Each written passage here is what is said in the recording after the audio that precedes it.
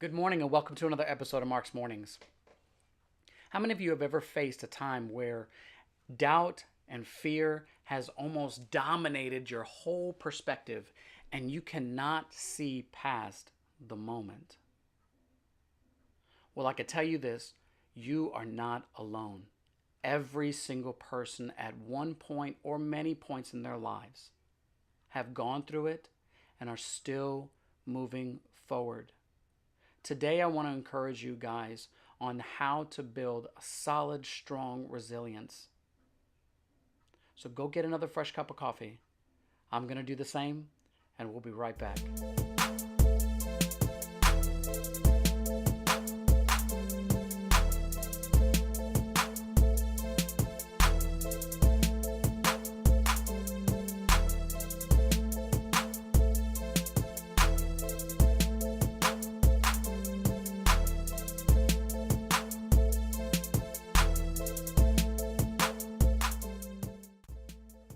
If there is anything that the Army has gotten right, it's that they will beat inside your brain information that you will end up memorizing for the rest of your life.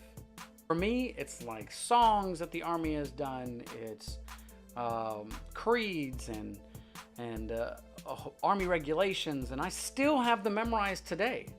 One of my favorites has always been the warrior ethos. And that is, I will never accept defeat. I will never quit. I will never leave a fallen comrade. That has been my favorite because there have been many times that I wanted to quit and give up. Many times where things were getting too hard and it didn't seem like there was a way out. And because the warrior ethos was drilled into my heart and mind, I had to remind myself that I still am a soldier. I may not be the warrior for the military anymore, but I am still a soldier for God. I will not allow the enemy to beat me down so much to a point where I give up on life. Or I'm not going to allow my situations to beat me down to a point where I completely give up. Because God made us stronger than that. He's given us the strength to move forward.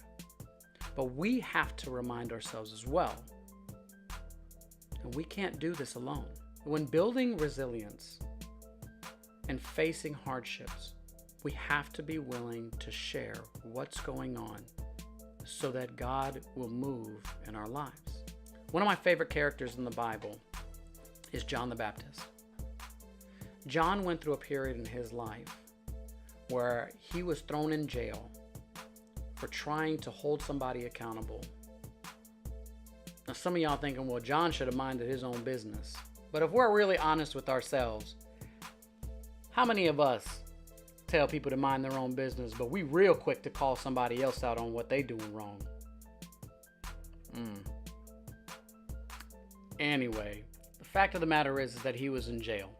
He was facing death, and he wanted to know if Jesus, the Son of God that he prayed for earlier and baptized in the Jordan, was the one that God truly sent to be the Messiah, or should he look for somebody else?